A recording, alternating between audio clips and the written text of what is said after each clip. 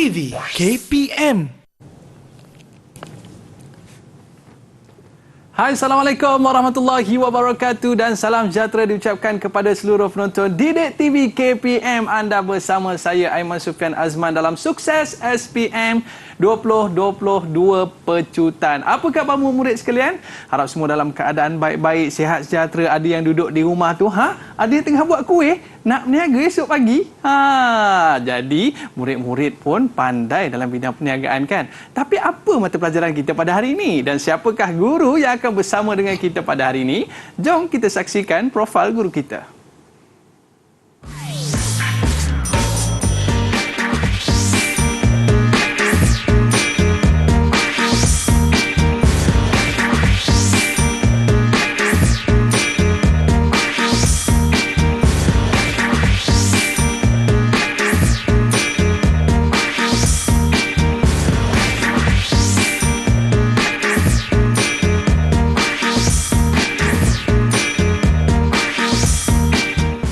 Baiklah, bersama dengan kita pada hari ini Cikgu Muhammad Hamzi Ismail, Guru Kanan Mata Pelajaran Teknik dan Vokasional SMK Bukit Saujanah, Port Dickson Negeri Sembilan. Apa khabar Cikgu? Baik, Aiman. Aiman sihat? Alhamdulillah sihat Cikgu. Terima kasih Cikgu. Bila jumpa Cikgu je rasa macam nak bisnes je kan? Alamak, bagus tu. Mindset tu kita nak. Kita dalam mata pelajaran perniagaan. Baiklah, dan bersama dengan kita juga pada hari ini jurubahasa isyarat iaitu Cikgu Muhammad Nazri Husin daripada SMK Pendidikan Khas Persekutuan Pulau Pinang. Cikgu, apa khabar Cikgu? Okey, terima kasih Cikgu bersama dengan kita pada hari ini dan pastinya murid-murid dah tak sabar dah nak belajar ataupun nak dapatkan tips macam mana nak jawab soalan untuk kertas 2. Jadi murid-murid di rumah macam mana? Dah bersedia ke belum? Kalau dah bersedia, jom kita bersama dengan Cikgu Hamzi pada hari ini. Dipersilakan Cikgu. Baik, Aiman. Terima kasih ya. Jadi saya harap murid-murid di rumah telah pun bersiap sedia untuk bersama dengan saya bagi slot sukses pada hari ini, yang mana kita nak memberi tumpuan kaedah menjawab dengan lebih tepat bagi kertas 2 perniagaan. Semua orang yang berusaha tak mustahil untuk mereka mendapat kejayaan. Jangan putus harapan. Okey, jadi untuk kertas perniagaan kertas 2, murid-murid semua sedia maklum kita ada 3 bahagian, iaitu bahagian A, bahagian B dan bahagian C. Di mana bahagian A itu ada 6 soalan. Calon perlu memilih 5 soalan terbaik yang boleh mendapatkan markah. Kemudian soalan bahagian B ada 3 soalan meliputi 2 pilihan wajib yang perlu kita dapatkan 30 markah. Seterusnya bahagian C merupakan 1 soalan kajian kes. 1 soalan kajian kes yang perlu dikaji soalan itu untuk mendapatkan 20 markah. So bahagian C ini tiada pilihan, calon perlu menjawab keseluruhan bahagian C, Aiman ya. Okey, seterusnya. Okey, di sini murid-murid boleh nampak calon SPM boleh lihat bentuk soalan terhad, terbuka dan berfokus, iaitu soalan ini memerlukan respon daripada murid, respon terbuka ataupun terhad. Di sini kita tengok terhad dulu, Aman. Ya, okey, respon terhad tu maksudnya murid perlu membaca buku untuk dapatkan faktanya. Jadi kalau murid tak baca buku, soalan respon terhad ini agak sukarlah murid menjawab. Selalunya bak kata nak menggoreng tu tak dapat. Soalan respon terhad ni. Manakala untuk respon terbuka, ini tak apa. Memang ada dalam soalan tu, orang baru baca soalan pun dia boleh bagi jawapan pada ketika itu. Okey, seterusnya ialah soalan respon berfokus, iaitu soalan berdasarkan situasi ataupun dia boleh jadi gambar, petikan, rajah dan sebagainya, yang mana calon perlu menjawab berpandukan situasi itu saja. Jangan cerita benda lain. Kalau ceritanya tentang perniagaan orang berniaga burger, cerita sebutkan tentang perniagaan burger tersebut. Jadi daripada keseluruhan 100 markah itu, dia akan menjadi wajaran lebih kurang 60% lah. Kerana kertas perniagaan ini bagi calon sekolah dia ada 3 kertas lah. Okey, seterusnya masa menjawab yang diperuntukkan ialah 2 jam 15 minit. Di sini merupakan anggaran masa yang diperuntukkan, terpulanglah kepada calon. Cuma bagi saya, calon yang baik perlu memanfaatkan masa selama 2 jam 15 minit ini dengan baik. Di mana bahagian A, walaupun dia 50 markah, janganlah sampai 1 jam. Terlalu lama spend masa dekat bahagian A, Man. Betul. Okay, sebab bahagian A dia nampak 50 markah, dia buat all out kat situ sampai terlupa jam. Tolong perhatikan jam, lebih kurang 50 minit. Jika bahagian A tak sempat siap dalam 50 minit pertama, boleh terus pindah ke bahagian B. Tak apa, bahagian A tu tinggalkan dulu. Jawab bahagian B, kita target untuk 30 markah bahagian B. Kita cuba spend dalam, cuba luangkan masa untuk lebih kurang 30 minit. Selepas bahagian B 30 minit pun tak sempat siap, pindah terus bahagian C dalam masa 30 minit juga untuk menjawab soalan kajian kes. Dan jika kita lihat soalan bahagian A, B dan C ini, ada lagi lebihan masa, Man. Ya, cikgu. Kita tengok ada lebihan lebih kurang 25 minit, yang mana 25 minit ni boleh digunakan untuk mungkin merangka jawapan di awal. Sebab jangan tergesa-gesa lah. Masa menjawab 2 jam 15 minit tu panjang. Murid sesuai untuk menulis jawapan yang sepatutnya. Dan ketika lebihan masa inilah kita boleh tambahkan jawapan-jawapan yang kita rasakan tak cukup mantap. Sebab saya rasa semua calon perniagaan ini ambil saja perniagaan bukan sekadar nak lulus, Man. Dia nak mendapat satu keputusan yang cemerlang. Paling kurang pun bagi dapat grade yang betul-betul baik lah. Menunjukkan dia menguasai konsep-konsep yang telah diajar dalam mata pelajaran perniagaan. Jadi 2 jam 15 minit ini dapat digunakan sebaik mungkin lah untuk murid-murid menjawab kertas 2. Okey. Jadi kalau ikut format tu, seterusnya kita tengok kaedah untuk skor kertas 2. Jadi murid-murid kadang dia takut untuk kertas 2 ni. Sebab rasanya macam dia mungkin tak berapa nak faham konsep soalan dan sebagainya. Jadi perkara pertama yang saya ingatkan kepada calon ialah memahami konsep soalan yang ditanya dan juga melihat pembuka soalan dan kehendak soalan. Soalan biasanya dia akan ada pembuka soalan, Man. Ya, dia akan kata situasi berikut berkaitan pemilikan perniagaan. Jadi soalan itu akan cerita tentang pemilikan perniagaan. Jangan calon ambil topik yang lain dimasukkan dalam jawapannya.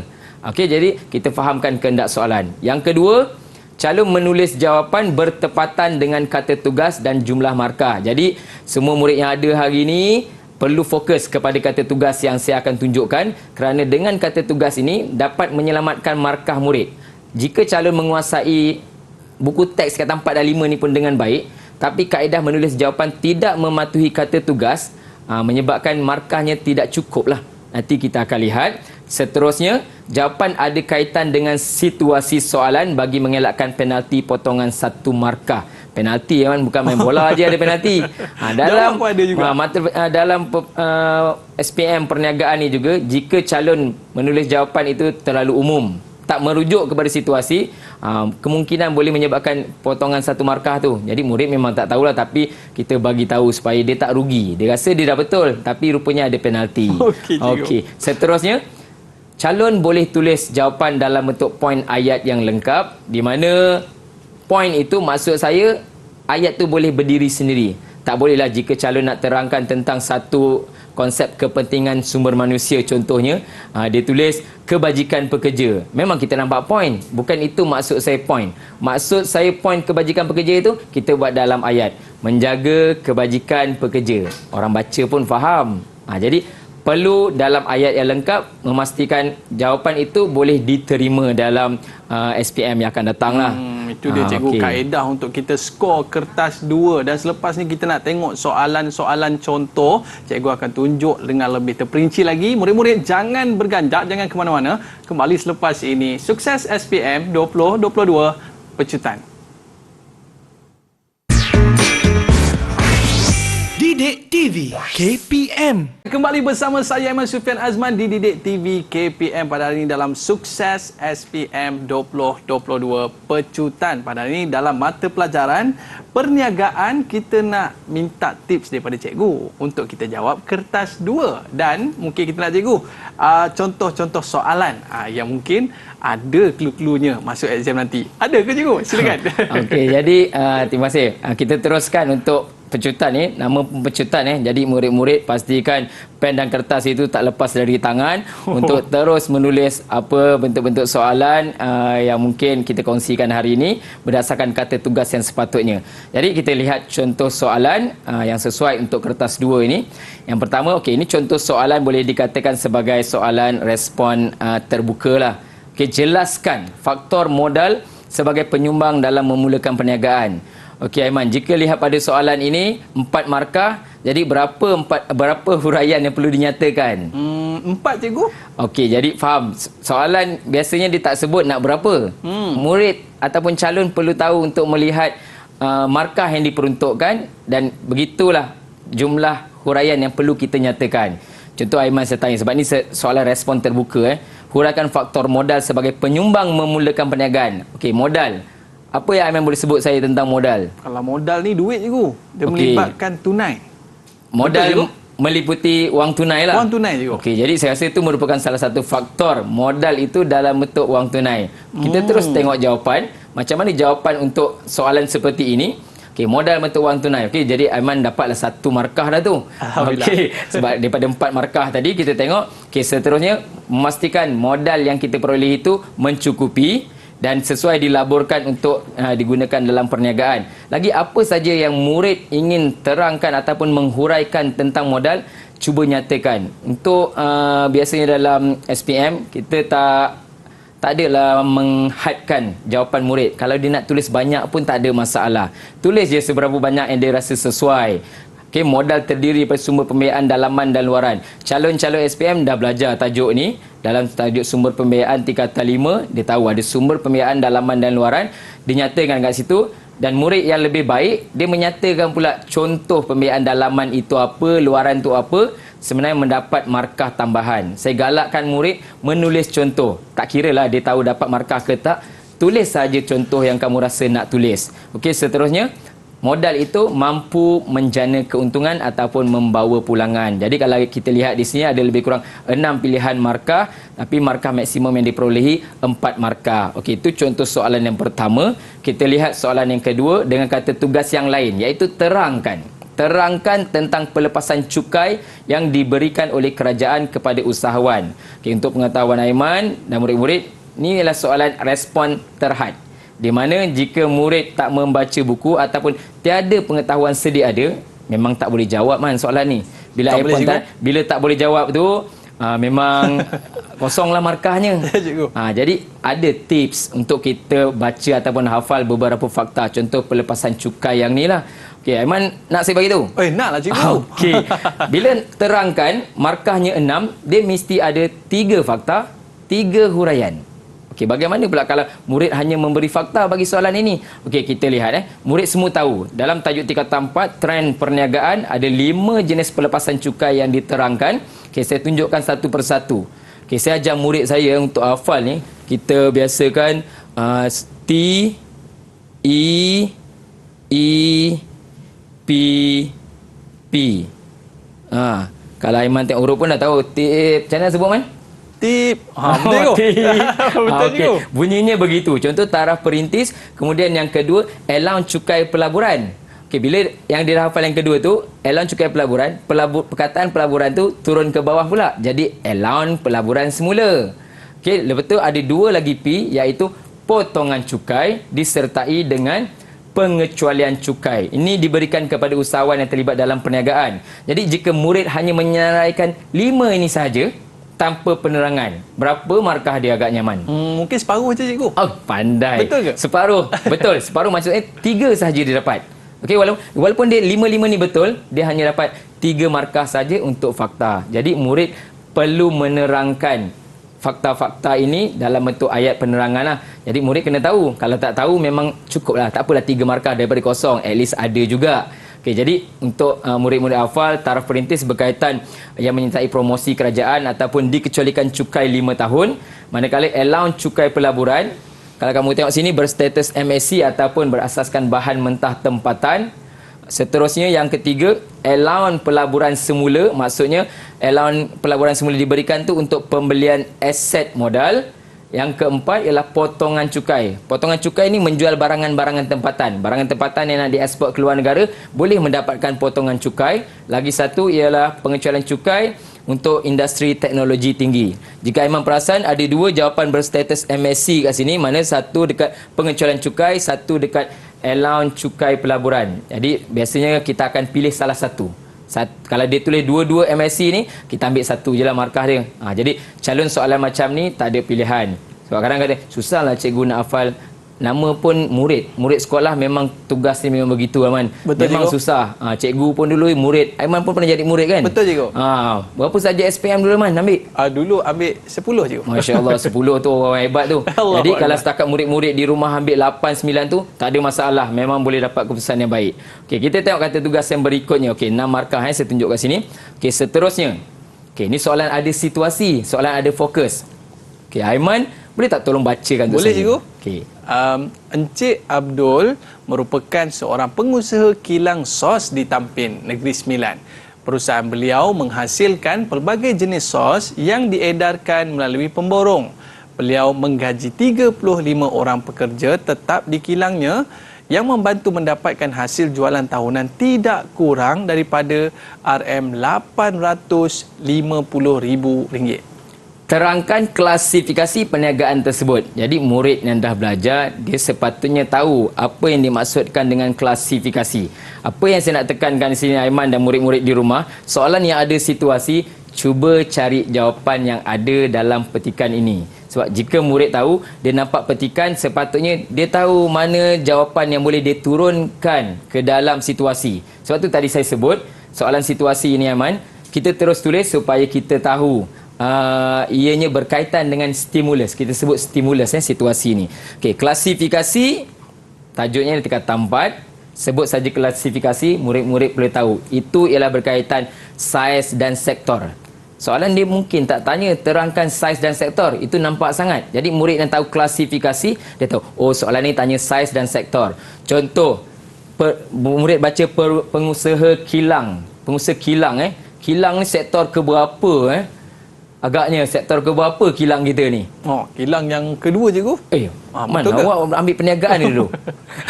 Mungkin pengetahuan sedia ada lah. Jadi, betul kalau sebut sektor kedua. Sektor kedua, jadi kenapa Aiman sebut sektor kedua? Tengok balik situasi. Apa penerangan Aiman terhadap sektor kedua tadi? Kilang sos. Pengusaha kilang sos. Dia terlibat sebagai pengusaha kilang sos di Tampin Negeri Sembilan. Dapat 2 markah. Satu sektor kedua, lepas tu penerangan ni ambil dalam ini. Okey. Saiz, satu lagi saiz. Saiz murid kena tahu melalui pembacaan lah, kena ingat. Okay, jika saya tunjukkan jawapan, saiz kecil. Kenapa saiz kecil? Murid perlu tahu, untuk tentukan saiz perniagaan, ia ditentukan berdasarkan jumlah pekerja tetap dan juga jumlah jualan tahunan. Jawapan yang diberikan, saiz kecil ialah menggaji 35 orang pekerja tetap. Ini dinyatakan dalam petikan tadi. Mana kalau dalam buku teks, kurang daripada 75 orang ataupun disebut hasil jualan tidak kurang daripada 850,000. Kurang daripada 15 juta, ini jawapan yang sebenar dalam buku teks. Okey, jadi jawapan yang Aiman sebutkan tadi, terima kasih lah. Jadi murid-murid tak perlu ragu-ragu untuk tulis balik apa yang ada dalam petikan ke dalam jawapan. Calon berhak mendapat 4 markah bagi soalan ini. Itu terangkan ada situasi. Okey, seterusnya, okey, ini gambar, cantik gambar ni. Gambar berikut berkaitan dengan sejenis sumber perniagaan, sebuah perniagaan kurier. Kurier buat apa, Man? Hantar surat, cikgu. Hantar surat. Hantar barang. Hantar barang. Okey, saya kena tanya tu sebab mungkin murid orang tertanya apa itu kurier. Okey, kurier berkaitan perkhidmatan penghantaran semakin popular sekarang Okey, huraikan prosedur mengurus sumber tersebut. Okey, sumber. Sumber ini sumber apa? Memang nampak lori. Murid yang belajar sepatutnya tahu ini ialah bab 2 tingkatan 5 berkaitan pengurusan sumber fizikal dan sumber teknologi. Jadi ini merujuk kepada sumber fizikal. Huraikan prosedur mengurus sumber 6 markah. 6 markah macam mana boleh jadi 6 kan? Kalau Aiman tengok 6 markah ni, berapa agak-agak prosedur yang kena bagi? Kalau kita tengok, cikgu, kalau 6 ni biasanya mungkin 3, cikgu. 3, okey. Mungkin calon akan fikir 3 tu sebab 6 markah. Tapi untuk pengetahuan Aiman dan murid-murid, bila soalan huraikan, dia mesti ada fakta, ada huraian dan juga contoh. Ada 3. Jadi fakta, huraian, contoh, berapa agaknya prosedurnya? Okey, saya rasa 2, cikgu. 2, cantik. Ada 2 prosedur, 2 penerangan dan 2 contoh. Okey, contoh prosedur pengurusan sumber fizikal. Kita tengok contoh jawapan. Prosedur mengurus sumber tersebut. Nampak saya tuliskan dalam kurungan tu lori supaya kita merujuk kepada situasi yang berlaku itu. Yang pertama, biasanya murid akan tulis ialah perlindungan insurans atau aspek keselamatan. Manakala yang kedua, baik pulih serta penyelenggaraan terancang. Ini memang dinyatakan secara faktanya dalam buku. Murid perlu tahu. 2 ini 2 markah. Kemudian murid menerangkan tentang perlindungan insurans iaitu melindungi peniaga pemandu daripada risiko kemalangan. Murid tambah lagi mendapat ganti rugi pampasan jika berlaku kemalangan. Kalau untuk pengetahuan Aiman, ni masih lagi dalam jawapan huraian. Okey, dia dah ada fakta, dia ada huraian. Manakala ditulis pula yang bawah untuk baik pulih, memastikan lori tidak rosak ketika beroperasi ataupun melancarkan perniagaan. Dan satu lagi, lori dapat digunakan untuk tempoh yang lama. Kalau ikut ni mana ada 1, 2, 3, 4, 5, 6. Dah ada 6 markah ni. Adakah dia layak dapat 6 markah, Man? Layak, cikgu. Layak. Kenapa boleh layak? Sedangkan tadi saya kata mesti ada fakta, ada huraian, ada contoh. Alamak, contoh belum, cikgu. Aiman terlupa contoh. Alamak. Jadi murid saya tak nak terlupa contoh tu. Contoh mesti bagi soalan huraikan. Jadi contoh saya tanya Aiman, senanglah. Kalau baik pulih tentang lori ni, apa Aiman rasa contoh yang sesuai? Saya rasa tukar minyak hitam lah, cikgu. Jika Aiman tulis menukar minyak hitam lori setiap bulan, itu pun contoh menunjukkan penyelenggaraan. Kita terima jawapan tersebut. Okey, Alhamdulillah. Okey, manakala perlindungan insurans aspek keselamatan. Apa aspek keselamatan yang Aiman rasakan sesuai untuk lori tersebut? Saya rasa letak kamera dekat depan lori tu, cikgu. Betul. Contoh Aiman tu nampak macam tak betul kan? Tapi meletakkan kamera di hadapan lori tu sebagai langkah keselamatan. Orang langgar kita ke, nanti orang nak salahkan kita pula. Jadi itu sebagai faktor contoh yang ada. Nampak contoh saya tunjukkan kat sini, boleh tengok ada CCTV, ada alat pemadam api, mana-mana contoh yang dirasakan sesuai. Ada pakai CCTV, ada juga murid yang tahu insurans yang sesuai untuk yang membawa lori inilah. Begitu juga dengan contoh yang diberikan bagi baik pulih. Okey, dapat 6 markah, 2 fakta, 2 huraian dan 2 contoh. Soalan huraikan. Rugi nanti kalau dia buat huraian semata-mata, dia tak dapat markah penuh lah. Okey, jadi calon-calon seterusnya kita tengok. Okey, situasi berikut. Cik Maria. Okey. Aiman boleh baca sekali lagi? Boleh, cikgu. Teruskan. Cik Maria berhasrat membesarkan kedai pastri miliknya tetapi menghadapi masalah kekurangan modal. Dia mendapat nasihat daripada ibunya sama ada cuba mendapatkan pinjaman wang daripada pihak bank atau mencagarkan beberapa utas rantai emas dengan Ar-Rahnu. Sejauh manakah anda bersetuju jika Cik Maria memilih untuk menggunakan pembiayaan Ar-Rahnu? Okey Aiman, terima kasih. 6 markah untuk makluman calon. Jika kata tugasnya sejauh manakah anda bersetuju. Calon jangan jawab setuju ataupun tak setuju. Sebab dalam konteks soalan kata tugas ini, dia ada 2 kata tugas, sama ada sejauh manakah anda bersetuju ataupun bincangkan. Okey, dia bagi situasi macam ni, terus tulis kata tugas bincangkan. Cara menjawab ialah kita memberi kelebihan dan kekurangan tindakan tersebut. Jadi jika murid jawab setuju saja, dia tak dapat markah lagi. Tapi kesan buruk dia jawab setuju tu, dia akan ceritakan tentang kelebihan saja.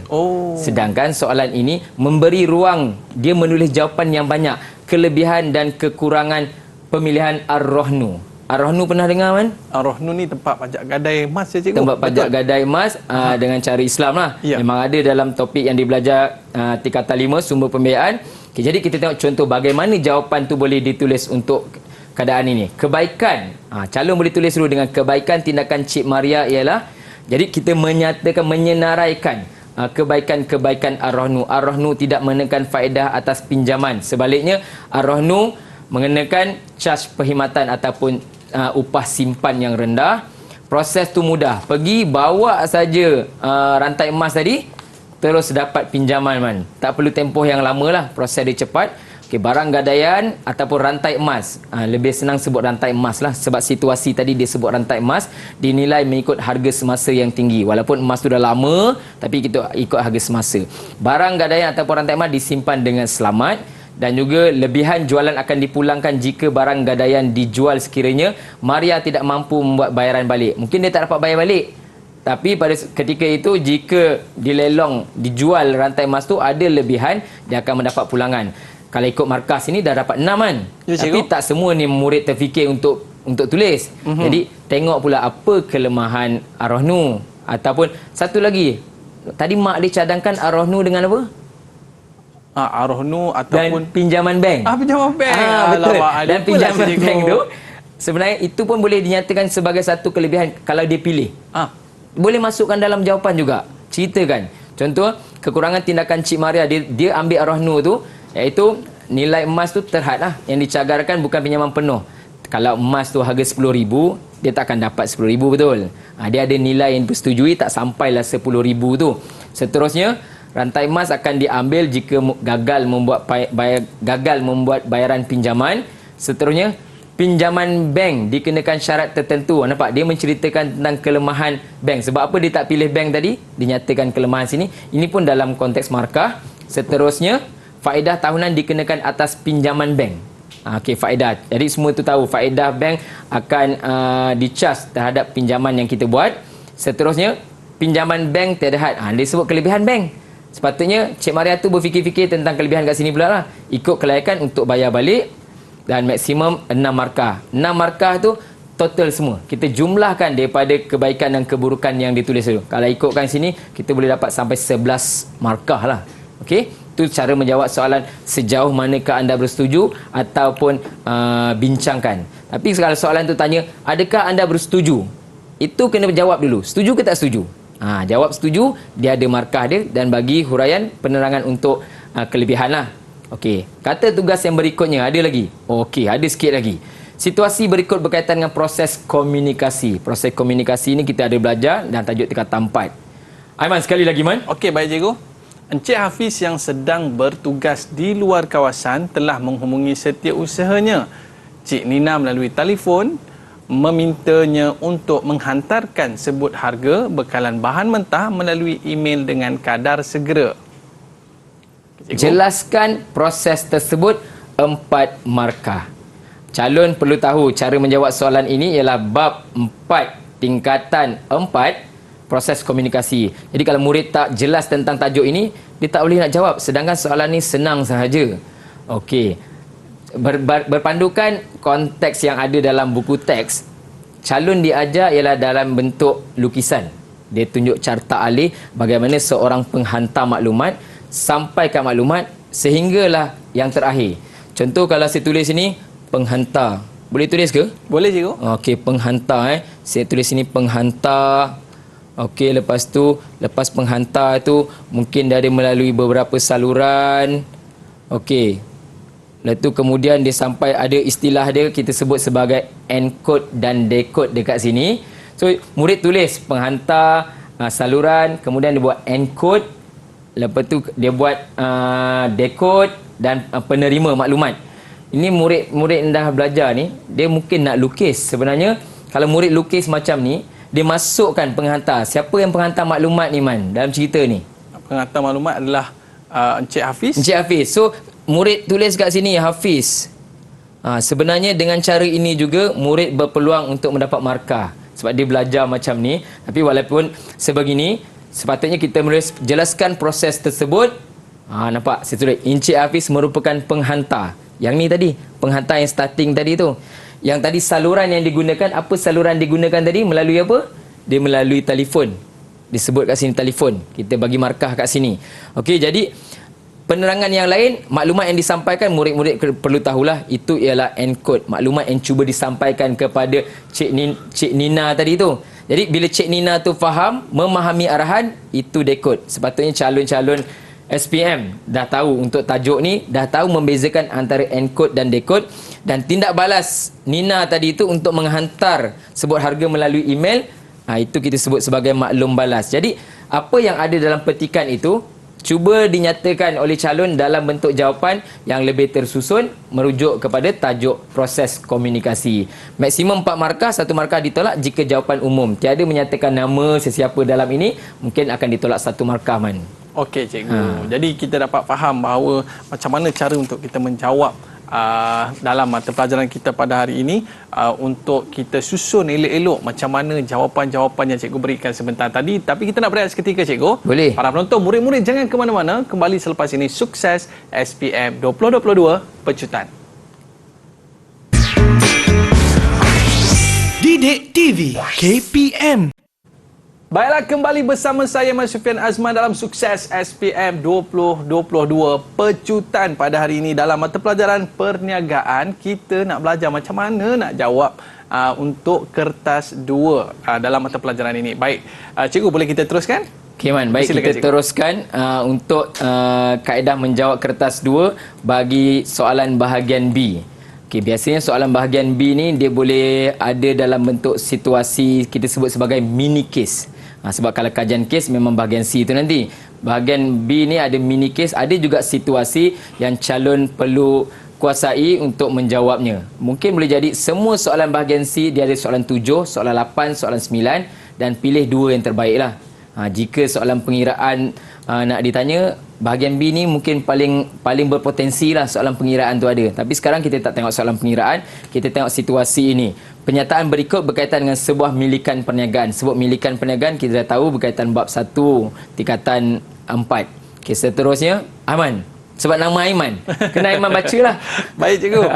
Encik Aiman telah mendaftar perniagaan dengan nama Indah Terbina Enterprise yang menjual bahan-bahan binaan di Taiping pada tahun 2016. Pada tahun 2022, ketika mengikuti kursus keusahawanan, beliau telah bertemu dengan seorang usahawan syarikat Maju Bina Berhad yang mencadangkan kepada beliau supaya menukarkan pemilikan perniagaannya. Beliau membuat keputusan untuk menukar bentuk milikan perniagaan sedia ada dan telah menjual share perniagaan kepada ahli keluarga dan juga rakan-rakan terdekatnya bagi mendapatkan modal tambahan untuk mengembangkan perniagaannya. Okey, baik Aiman. Terima kasih. Jadi sebelum kita lihat soalan, daripada situasi petikan ini juga, murid dah kenal pasti beberapa poin. Dia sebut tentang milikan perniagaan dekat sini. Jadi tajuk milikan perniagaan, kita tengok apa saja yang berkaitan milikan. Kita nampak juga sini syarikat Maju Bina Berhad oleh usahawan yang dijumpa. Kemudian daripada nama asalnya Indah Terbina Enterprise. Okey, dia tukar bentuk milikan perniagaan ini kepada, dia tak bagi tahu kepada apa, cuma dia bagi tahu dengan cara dia menjual share perniagaan kepada ahli keluarga dan juga rakan-rakan terdekat. Okey, bagi mendapatkan modal tambahan. Jadi murid yang faham situasi berkaitan pemilikan perniagaan ini pasti boleh jawab. Kita tengok bentuk soalan yang ada dekat soalan bahagian B ni. Okey, kalau kita tengok markah, ada 15 markah. 15 markah ini calon lihat ada A, soalan 1 Roman, 2 Roman, 3 Roman. Itu menjurus kepada situasi. Jika lihat pada soalan B, perbezaan antara stok bergerak pantas dan stok bergerak perlahan, itu dia dah campur dengan subtopik yang lain lah. Jangan pula soalan B pun calon jawab tentang syarikat bina tadi tu. Okey, kita lihat yang pertama. Apakah ciri pemilikan perniagaan Encik Aiman bermula tahun 2022? Ini maksudnya selepas dia tukar tadilah. Selepas mendapat nasihat, dia tukar. Apakah ciri pemilikan perniagaan Encik Aiman bermula tahun 2022? Okey, apa ciri pemilikan ni kalau kita lihat? Apa ciri? Dia merupakan syarikat Sendirian Berhad ataupun kita sebut sebagai syarikat Berhad. Kenapa murid jawab syarikat Sendirian Berhad? Ambil terus daripada dalam situasi soalan tadi. Encik Aiman telah menjual share perniagaan kepada ahli keluarga dan juga rakan-rakan terdekat bagi mendapatkan modal. Jadi memang sebenarnya jawapan tu dah disediakan. Calon ambil jawapan dan dia kena pasti saja milikan perniagaan yang baru tersebut. Okey, dapat 2 markah. Okey, habis soalan pertama itu dah dapat 2. Okay, kita tengok soalan yang kedua. Jelaskan akta dan peraturan yang perlu dipatuhi oleh Encik Aiman bagi menukar bentuk milikan perniagaan tersebut. Ini soalan respon terhad juga.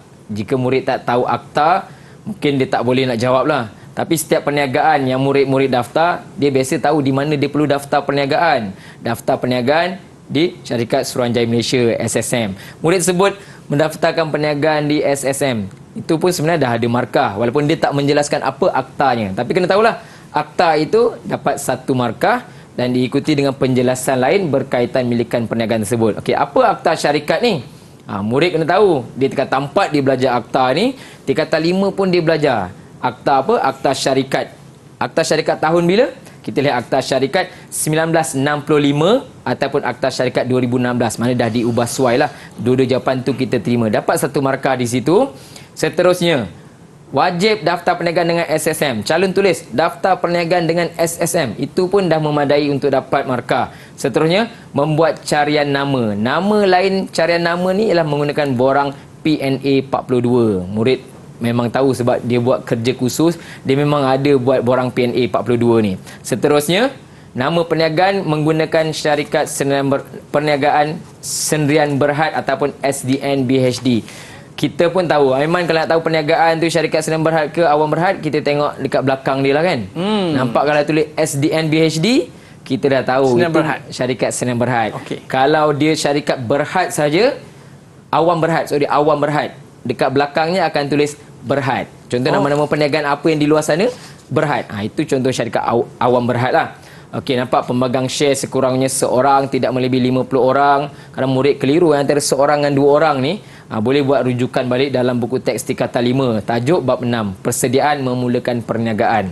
Okey, seterusnya, membuat permohonan pemerbadanan syarikat ataupun disebut borang permohonan pendaftaran syarikat Seksyen 14, terima kelulusan pemerbadanan dan juga melantik setiausaha syarikat dalam tempoh 30 hari. Ini semua berkaitan Akta Syarikat 2016-1965 ini diterangkan pula dalam bentuk ayat. Sebenarnya 3 markah je penerangan bawah tu. So jumlah keseluruhan dia dapat 4 markah. Tapi dalam ruangan jawapan tu pilihan tu banyak man. Jadi murid untuk dapat markah ni cubalah menulis. Cuba tulis. Kebanyakan murid yang tak dapat skor ni, dia tak cuba tulis. Dia rasa macam, susahlah soalan ni, tak nak jawab lah. Cuba je tulis. Okey, seterusnya, bandingkan milikan perniagaan Encik Aiman tahun 2022 dengan syarikat Maju Bina Berhad. Man, nampak ni Berhad. Kalau Berhad kat sini, dia bukan Sdn Bhd lah. Dia Awam Berhad. Okey, kalau bandingkan macam mana man sebenarnya nak jawab soalan bandingkan? Kebanyakan murid jawab bandingkan, dia buat perbezaan saja man. Sebenarnya bila soalan bandingkan, dia mesti menceritakan tentang persamaan dan juga perbezaan. Baru dia boleh komplit sampai 5 markah. Okey, jadi saya tunjukkan persamaan dan perbezaan syarikat Sdn Bhd dan Awam Berhad. Jika lihat, murid-murid lihat ke dalam skrin ini, iaitu persamaan kita ada lebih kurang 246 yang disediakan. Murid-murid jika tahu persamaan ni semua, dia layak dapat sehingga tak sampailah 5 ni. Dia boleh dapat sampai 3 markah. Sebab untuk pemarkahan bagi soalan bandingkan, dia mesti ada persamaan dan perbezaan. Maksudnya 3 markah persamaan dan 1 perbezaan pun dah memadai. Okey, tapi kalau dia ingat 1 je pun tak apa. Dia kata, okey je, menanggung liability terhad bagi dua-dua syarikat ni. Okey, 1 markah. Kemudian kita tengok perbezaan. Nampak? Kita buat dalam bentuk jadual, lebih nampak jelas. Syarikat Encik Aiman dan juga syarikat Maju Bina Berhad. Okey, syarikat Sdn Bhd, Awam Berhad. Jadi murid-murid dapat membezakan melalui fakta-fakta dalam ciri-ciri syarikat tersebut lah. Jadi murid-murid layak dapat 5 markah maksimum. Okey, seterusnya soalan yang lain. Habislah soalan yang berkaitan syarikat pembinaan tadi tu dah habis. Kita tengok soalan yang akhir untuk bahagian B ini. Jelaskan perbezaan antara stok bergerak pantas dan stok bergerak perlahan. Dia lari ke man stok ni? Lari cikgu. Ui, lari stok bergerak pantas Okey, jadi calon-calon perlu faham. Stok bergerak pantas, stok bergerak perlahan ni ialah bab 5, tingkatan 5, persediaan menjadi usahawan. Faktor penyumbang memulakan perniagaan, kita perlu tengok stok perniagaan. Ada stok bergerak pantas, stok bergerak perlahan. Kalau beza, kita buat dalam bentuk jadual. Lebih nampak jelas kiri dan kanan. Okey, saya tunjukkan terus jawapan. Stok bergerak pantas ialah stok yang dapat dijual dengan cepat. Bukan stok tu dapat lari man. Jangan kata stok bergerak pantas tu contoh kereta sport. Kenapa? Kereta sport laju je tu. Salah tu. Salah Stok bergerak pantas ialah stok yang dapat dijual dengan cepat. Begitu sebaliknya untuk stok bergerak perlahan, stok yang perlu ambil masa yang lama untuk dijual. Jadi bila murid faham, stok bergerak pantas ini dia berisiko rendah sebab barang tu dapat dijual dengan segera. Manakala stok bergerak perlahan berisiko tinggi. Letak lama orang tak beli, menyebabkan barang tu mungkin rosak dan sebagainya lah. Dan sila bagi contoh. Contoh itu menunjukkan murid faham bagi apa soalan tanya. Jadi barangan keperluan harian ataupun disebut je. Contohnya susu. Jadi susu tu contoh barang keperluan harian yang bergerak pantas lah. Dan satu lagi stok bergerak perlahan, kereta mewah. Dia sebenarnya nak kata kereta saja, mungkin kereta orang ramai beli, tapi nak kata dia bergerak perlahan tu bukanlah sehari itu datang sampai 10 orang datang masuk kedai beli kereta. Macam beli pisang goreng pula kan. Jadi itu membezakan antara stok bergerak pantas dan stok bergerak perlahan. Jawapan maksimum 4 markah. Okey cikgu. Jadi kita nak dah tahu dah berkaitan dengan bahagian B tadi cikgu Okey. Okey, jadi lepasnya kita nak tengok pula macam mana bahagian C. Jadi kita nak berehat seketika boleh cikgu? Boleh man. Baik, para penonton, murid-murid jangan ke mana-mana. Kembali selepas ini. Sukses SPM 2022 Pecutan. Didik TV KPM. Baiklah, kembali bersama saya Mas Sufian Azman dalam Sukses SPM 2022 Pecutan. Pada hari ini dalam mata pelajaran Perniagaan Kertas 2. Kita nak ambil tips macam mana nak jawab soalan ni kan. Dan lebih utama lagi untuk segmen pada kali ini, kita nak cerita pula tentang bahagian C kajian kes. Silakan cikgu. Okey Man, kita teruskan dengan bahagian C kertas 2 ini, yang mana markah yang diperuntukkan ialah 20 markah. Murid-murid takut tengok bahagian C ni sebab dia ada petikan. Dia boleh ada petikan, dia ada gambar rajah, dia ada situasi soalan lah. Mungkin panjang sikit lah. Jadi murid takut. Cuma hari ini saya nak kongsikan bagaimana sepatutnya murid boleh skor dengan baik bahagian C ni. Yang pertama sekali, bila masuk saja bahagian C, tak perlu baca kes yang panjang tu. Sebab dia dalam kes itu, dia mungkin ada disertakan dengan jadual, dia mungkin ada gambar rajah, ada graf. Jadi murid rasa macam, susahnya. Jangan pergi baca dekat kes. Terus baca soalan. Baca soalan ialah kenal pasti bab mana yang ditanya dalam setiap soalan dan apa isu dalam soalan. Sebenarnya kita baca soalan tu pun, kita dah dapat gambaran kes tersebut tentang apa. Okey, seterusnya untuk menjawab kajian kes ini juga, biasanya soalan disusun mengikut perenggan. Okay, soalan A mungkin berada di perenggan pertama. Jadi murid dah ambil maklum tu sebab dia dah baca soalan. Nanti dia akan lebih ambil perhatian terhadap kes yang dibacakan. Jawapan kemungkinan akan ada. Saya kata kemungkinan kan, saya kata confirm kan tak keluar, tak sama lain pula kan. Jadi dia kemungkinan akan ada dalam kajian kes tersebut. Jadi jika calon kena pasti, ini jawapan, terus ambil apa yang dia rasa jawapan tu, terus salin dalam jawapannya lah. Okey, dan tambahan jawapan disertakan dengan pengetahuan calon. Seterusnya, jawapan yang ditulis mesti berdasarkan situasi dan melibatkan 4 atau 5 topik dalam soalan kajian kes. Okey, jangan rugikan markah. Sebenarnya murid boleh dapat 10 minimum ni, 10 ke atas lah. Jika dapat 10 tu bagi saya, baiklah tu, calon yang baik. Okey, jadi contoh soalan kajian kes yang saya bawakan hari ini. Okey, jika murid-murid dapat lihat ya, saya tak terus kepada kes. Saya terus rujuk kepada soalan. Jadi murid-murid kena pasti soalan. Kita tengok soalan pertama, dia tanya, wajarkah Puan Numa menerima rakannya sebagai rakan kongsi? Maksud baca soalan kita dah tahu, ni mesti ada pasal rakan kongsi.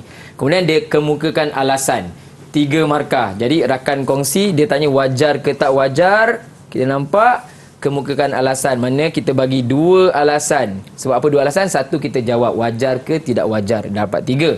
Soalan B, jelaskan tindakan yang perlu diambil oleh pengurus sumber manusia TAM. Kita pun tak tahu TAM ni apa lagi sebab kita tak baca lagi. Bagi mempertikaikan mutu perkhidmatan. Maksudnya tindakan yang perlu diambil. 5 markah, jelaskan maksudnya 5 tindakan lah yang kita perlu tahu.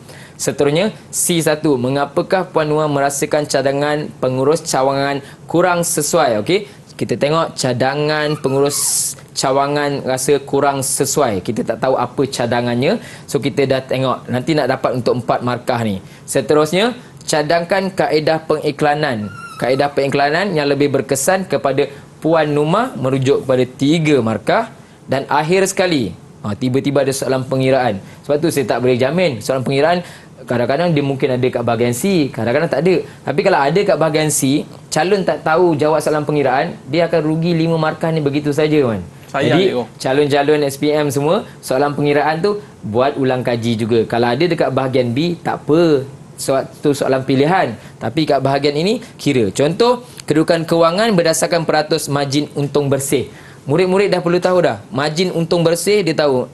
MUB, margin untung bersih. Mana kalau dia hafal formula, dia terus tulis formula terus pada kertas soalan tersebut. Margin untung bersih sama dengan, dah nampak untung bersih. Untung bersih tu dekat atas. Untung bersih bahagi jualan bersih kali 100. Dia dah tulis siap-siap supaya dia takut lupa kejap lagi. Okey, ini formula yang dia nak akan pakai untuk soalan yang D. Sebenarnya Man, tulis formula saja tanpa kira dah boleh dapat markah sebenarnya. Oh, formula baru dah dapat. Baiknya perniagaan ni, kita nak tengok calon kita yang berusaha betul-betul ni, dia sebenarnya dah boleh melayakkan dia untuk dapat markah lah. Tak apa-apa. Tapi jangan tulis kat kertas soalan. Nanti pindahlah kat kertas jawapan. Kalau kat kertas soalannya, rugi juga markah tu. Okey, jadi bila kita dah kena pasti isu bagi setiap soalan, baru pindah baca kes. Tapi pindah baca kes, jangan baca semua pun, nanti pening juga. Okey, di mana kes yang ada dekat depan ni, kalau murid-murid nampak saya tunjukkan kat sini, ada soalan bahagian C ni, ada 2 muka surat soalan yang mana kita baca perenggan pertama sajalah. Okey, perenggan pertama boleh saya tunjukkan juga ke sini. Kita refer kepada perenggan pertama sahaja. Sebab kita nak tengok ada tak isu berkaitan soalan A. Soalan A tadi, wajarkah Puan Numa menerima rakannya sebagai rakan kongsi. So bila kita baca perkembangan TAM ni, Taska Anak Manja. Okey, dia bagi singkatan teruslah. Jadi perkembangan perniagaan ini telah menarik minat rakannya Puan Hanis menjadi rakan kongsi dan perniagaan. Kawan dia nak join lah. Okey, jadi Puan Numa perlu melihat kewajaran TAM untuk menerima rakannya sebelum membuat keputusan. Jadi dah tahu, ini soalan yang pertama. Berhenti dekat sini. Kita tanda, kita pangkah, berhenti sini. Jawab soalan A. Jawablah soalan A. Baru kita jangan tergesa-gesa nak jawab semua. Wajarkah? Aiman, jika awak berada dalam situasi ini, adakah awak rasa wajar Puan Numa menerima rakannya sebagai rakan kongsi? Wajar cikgu. Okey, awak jawab je wajar itu sebenarnya dah dapat 1 markah. Jadi calonnya, sebab dia tanya wajarkah Puan Numa menerima rakannya sebagai rakan kongsi? Calon jangan tergesa-gesa bagi alasan. Jawab dulu. Wajar. Tapi jangan risau, biasanya soalan SPM ini jika tanya pendapat, dia ada hak kepada calon untuk menjawab wajar ataupun tak wajar. Jangan nanti Aiman dah habis peperiksaan, kau jawab apa tadi? Wajar ke tak wajar? Tak wajar. Salah jawapan kau tu. Tak semestinya salah. Okay, jadi Aiman kata wajar, sebenarnya dapat 1 markah dah kat situ. Jadi bagi alasan 2 lagi. So calon perlu tahu kelebihan perkongsian ataupun tidak. Sekarang dia nak kata wajar. Kenapa rasa wajar? Wajar ke terima sebagai rakan kongsi? Wajar cikgu. Sebabnya? Sebab boleh menambah modal. Tepat jawapan tu. Betul ke cikgu? Tak tengok jawapan lagi dah tahu. Modal yang disumbangkan menjadi lebih besar. Kata dapat menambah modal, kita bagi jawapan yang pertama ni lah. Modal lebih besar, boleh berkongsi kepakaran. Cukup sebenarnya. Situ pun dah melayakkan calon untuk dapat keseluruhan 3 markah dekat bahagian soalan pertama ni lah. Jika dijawab wajar. Kalau dijawab tidak wajar, pun ada dalam pilihan jawapan, iaitu tidak wajar. Kenapa tak suka nak kongsi? Nanti bergaduh je. Kak Aiman kata takut bergaduh. Sebenarnya takut bergaduh tu kita bagi jawapan dekat mana? Yang kedua cikgu. Mana? Perselisihan faham. Perselisihan faham. Betul kat sini. Ada calon tak ingat nak tulis perselisihan faham ni. Dia kata, mungkin nanti akan bergaduh. Dapat markah tu. Kita faham. Maksudnya menyebabkan perniagaan tu tak berjalan lancar, dia bergaduh kan. Okey, seterusnya keputusan dibuat bersama dan tindakan negatif rakan kongsi itu boleh menyebabkan imej terjejas. Kat sini dah dapat 3 markah. Okey, cantik. 3 markah pertama dah dapat. Kemudian kita berbalik kepada soalan yang B tadi tu. Dia kata jelaskan tindakan yang perlu diambil. Jadi kita berbalik kepada kes tadi. Kita mula baca balik perenggan yang kedua. Sejak akhir-akhir ini Puan Numa telah menerima aduan daripada seorang penjaga tentang pengasuh di Cawangan Rembau dalam mengenali keasuhan. Tindakan segera perlu diambil bagi menangani masalah. Nampak dia dah sebut dalam situasi ini tindakan perlu dilakukan supaya mendapati terdapat beberapa orang penjaga mula mengeluarkan anak. Dah start keluarkan kan. Dah keluarkan anak, dah report semua kan. Dah keluarkan anak pula, menyebabkan dia perlu ambil tindakan. Jadi berbalik kepada soalan B, jelaskan tindakan yang perlu diambil. Okey, jadi ini kebat lah. Calon kena fikirlah jika dia berada dalam situasi itu sebagai seorang pengurus pusat asuhan ini, bagaimanakah tindakan yang perlu diambil. Okey, saya kongsikan jawapan calon. Jawapan sepatutnya, bila dapat aduan, langkah pertama, siasat.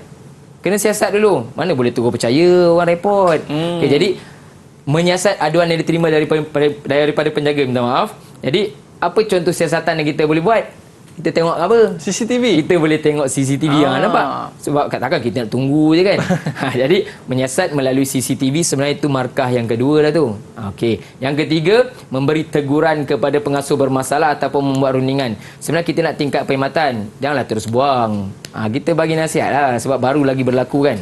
Okey, seterusnya menghantar pengasuh menjalani latihan ataupun sebutkan contoh-contoh kursus. Seperti mana tadi saya memang menggalakkan calon untuk menulis contoh-contoh yang dia tahu. Jangan simpan-simpan dalam kepala. Terus tulis apa yang tersimpan sebab dah lama dah budak-budak SPM kita ni belajar ni. Jadi terus tulis apa yang kamu rasa sesuai. Menyediakan standard prosedur operasi SOP yang sesuai dalam perniagaan, memotivasikan pengasuh ataupun memberi sokongan. Disebut memberi nasihat pun kita terima untuk jawapan yang seterusnya. Dan akhir sekali memberikan insentif yang munasabah. Yalah, dapat tambahan insentif ke kan, seronok sikit lah dia bekerja tu. Jadi itu antara tindakan yang boleh diambil bagi meningkatkan kualiti. Kat situ maksimum 5 markah. Selesai di sini, jawab soalan C. Itu kaedah menjawab soalan. Mengapakah Puan Uma merasakan cadangan pengurus cawangan kurang sesuai digunakan? Apa yang kurang sesuai? Baca perenggan seterusnya. Pengurus cawangan mencadangkan pemasangan kain rentang di setiap negeri sembilan, di setiap cawangan negeri sembilan untuk mempromosikan taska anak manja ini. Tetapi Puan Uma rasa tak sesuai. Aiman sendirilah kalau berbalik kepada soalan. Soalan ni tadi. Mengapa Puan Uma merasakan cadangan pengurus cawangan memasang kain rentang ini tak sesuai? Bagi tahu sebab 4 markah, so bagi 4 sebab. Okay, apa sebabnya? Mungkin mendatangkan kos yang tinggi. Okey, melibatkan kos perniagaan. 1 markah dah dapat. Kain rentang kan kat situ je. Betul cikgu? Kain rentang dah lah ada kos. Itu dekat satu kawasan saja. Jadi calon boleh tulis hanya terdapat di cawangan taska anak manja sajalah. Lagi Man, boleh nampak? Orang tak sempat nak baca tu. Bawa kereta. Bawa dia kereta tulis tak apa sempat tu? Aiman kata tulis, saya bawa kereta laju tak sempat baca. Itu pun saya terima sebagai 1 markah. Menunjukkan calon ni faham tak sempat baca kain rentang tersebut. Tak apa kalau calon cuba tulis jawapan macam tak berapa formal tapi memahami maksud yang cuba disampaikan, ada sebenarnya peluang markah dia kat situ. Tulis je lah apa yang kamu rasa sesuai untuk menyatakan gantung kain rentang tu tak sesuai. Okay, kita lihat contoh jawapan yang ada. Kain rentang boleh lihat kawasan tersebut saja, liputan tidak meluas, tak menarik, okey, tiada kesan audio, mana ada bunyi kain rentang kan. Okey, maklumat kurang jelas. Macam tadi Aiman kata, tak sempat baca, naik kereta laju. Betul, dapat markah dekat yang keempat. Seterusnya, tidak banyak maklumat dapat disampaikan. Kain rentang berapa banyak je boleh masukkan. Okey. So kat situ kain rentang melibatkan kos. Itu jawapan pertama yang Aiman sebutkan tadi. Saya tunjukkan sini markah, ada 4 markah maksimum. Habis dekat bahagian tersebut, mungkin masih lagi sebab dia tadi, okey, soalan yang kedua, dia suruh cadangkan kaedah pengiklanan yang lebih berkesan kepada Puan Uma. Jadi bila kita dah rasa tu tak sesuai, okey, masih lagi dalam konteks perenggan yang ketiga ini, kenapa rasa tak cadangan kaedah pengiklanan? Kalau Aiman sebagai pengurus pemasaran dekat situlah, saya mintakan cadangan, apa cadangan Aiman kaedah pengiklanan yang boleh digunakan? Guna iklan media sosial boleh ke cikgu? Menggunakan media sosial, 1 markah. Kenapa awak nak guna media sosial? Sebab kita boleh pergi ke seluruh dunia. Okey, seluruh dunia, mana liputan tu lebih luas. Dah 2 markah. Lagi yang ketiga? Lagi mungkin kosnya lebih rendah. Kos lebih rendah. Cukup kan? Nampak ni contoh soalan respon terbuka yang boleh dijawab berdasarkan situasi. Aiman yang baru tengok ni pun dah boleh jawab 3 markah. Apatah lagi murid-murid yang dah belajar lama ni. Saya yakin dan percaya boleh jawab juga soalan kajian kes ini. Okey, terus dapat 3 markah dekat situ seperti mana yang saya nyatakan tadilah. Ada media elektronik yang disebutkan oleh Abang Aiman tadi tu, media elektronik. Nampak jawapannya ada banyak walaupun maksimum 3 markah. Selain media elektronik, kita ada media apa? Media cetak. Media cetak. Betul, media cetak seperti apa? Macam flyer cikgu, hantar dekat kedai-kedai, letak dekat kereta. Flyers yang letak dekat wiper kereta boleh juga.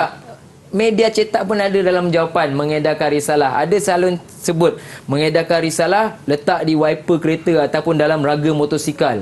Itu sebenarnya mengedarkan risalah dah markah. Ni menghantar dari rumah ke rumah, selit di surat khabar ataupun kata contoh lain, selit dekat wiper kereta tadilah, dapat markah. Tapi 3 markah sajalah maksimumnya. Kita tak payahlah tulis banyak sangat, dah rasa confident, it's okay. Okey, seterusnya. Okey, ini soalan akhir. Biasa soalan akhir untuk kajian kes ni dia susah sikit lah. Susah sikit pun tak apa. Yang awal tadi kita dah banyak skor lah. Dah dekat 15 markah kita skor. Jadi, formula tadi kita dah ada, calon kena mengira lah. Soalan pengiraan macam ni memang kena tunjukkan. Jangan kira dekat kalkulator semata-mata, tiba-tiba ada je jawapan. Saya tak nak. Calon-calon mesti menulis formula dulu, kemudian kira, tulis seperti mana kamu biasa buat dalam matematik kan, tunjukkan jalan pengiraan dan akhir sekali kita akan nampak jawapan. Okey, untuk dapat 5 markah kita tengok pada petikan seterusnya pada perenggan yang berikutnya. Okey, seperti mana saya paparkan, kita dah tahu ini soalan akhir, jadi kita baca keseluruhan lah yang baki lagi lah. Okey, masalah ini telah menjejaskan jumlah pendapatan taska anak manja ini. Puan Numa meminta pengurus kewangan membentangkan penyata pendapatan. Berikut merupakan penyata pendapatan tersebut. Okey, dia tunjukkan penyata pendapatan. Sebenarnya murid-murid perniagaan, dia bila lihat penyata pendapatan ni, dia dah takut lah. Dia kata, alah soalan ni susahnya. Dia tak apa, baca dulu, tengok. Dia bukan nak suruh buat penyata pendapatan. Dia dah bagi penyata pendapatan. Okey, dia ada sebut untung bersih. Sebab tadi kita dah tahu dalam soalan tanya, peratus margin untung bersih. Kita pun dah tahu formula nak kira. Margin untung bersih tadi ialah untung bersih bahagi jualan bersih. Okey, jadi untung bersih. Ini ialah tahun 2019. Kemudian dia sebut Puan Numa membuat perbandingan penyata pendapatan dibentangkan dengan tahun 2000 sebelumnya, 2018 seperti berikut. Disebutkan juga jualan bersih dan juga untung bersih. Jadi ada 2 tahun man. Kalau perasan betul-betul kita baca ni, ada satu 2019, satu lagi ialah 2018. Berbalik kepada soalan, tafsirkan kedudukan kewangan. Bila kita nak tahu kedudukan kewangan ni, biasa kita akan tunjuk perbezaan tahun lah. Perbezaan tahun, kita tunjuk. Okey, seperti mana jawapan, murid-murid boleh cuba kira. Kita tengok, nampak? Markah untuk formula itu dah ada.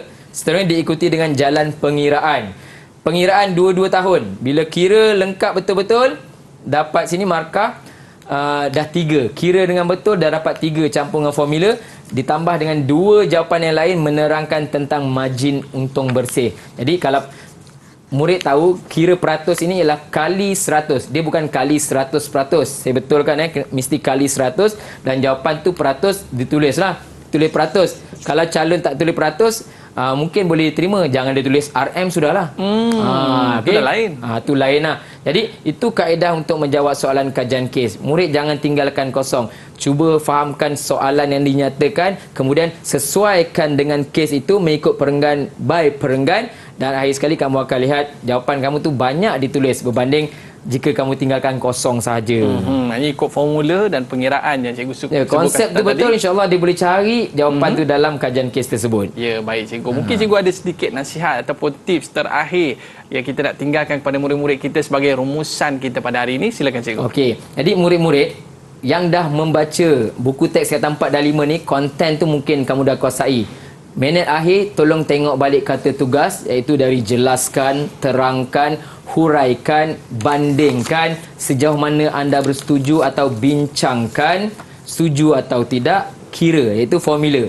Kena tengok balik, pastikan konten ataupun jawapan yang kita tulis itu betul-betul mengikut kehendak kata tugas soalan supaya markah kita itu dapat markah penuh.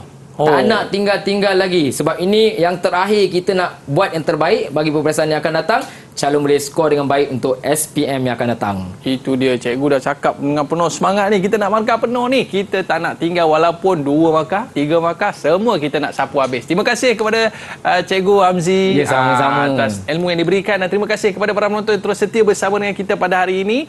Jangan lupa terus buat ulang kaji, anda akan berjaya. Kita jumpa lagi. Saya Aiman Sufian mengundurkan diri. Bye-bye. Assalamualaikum warahmatullahi wabarakatuh. Jumpa lagi. Warahmatullahi wabarakatuh.